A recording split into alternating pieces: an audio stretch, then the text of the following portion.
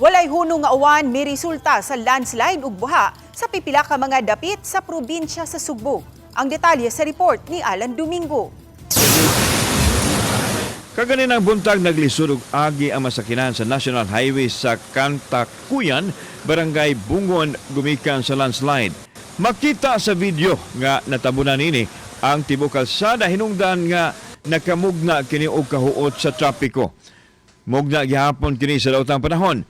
Dali hinuong nagpahigayon og clearing operation ang mga otoridad sa Tabuelan og mahimo nang maagian ang dalan. Samtang grabing miawas usab ang sapa sa kutkot sa Lilungan gumikan usab sa daotang panahon. Wa pa hinuoy natala nga danyos o napiktuhan nini apan padayong gimonitor sa otoridad ang sitwasyon sa sapa. Sa lungsod sa Balamban, miawas ang tubig sa sapa ngadto sa spillway sa Barangay Singsing. Subsob ang pagbantay sa taga MDRRMO sa lugar. Panawagan nila sa publiko nga likayan ang pag-agi sa lugar tungod sa kadelikado sa sitwasyon ug tungod sa posible nga mulihok ang yuta sa lugar. Temporaryong nagbutang og yellow line ang DRRMO aron masiguro nga walay moagi sa lugar. Kauban si Clans Gabutin, ako si Alan Domingo. Balitang Bisdak.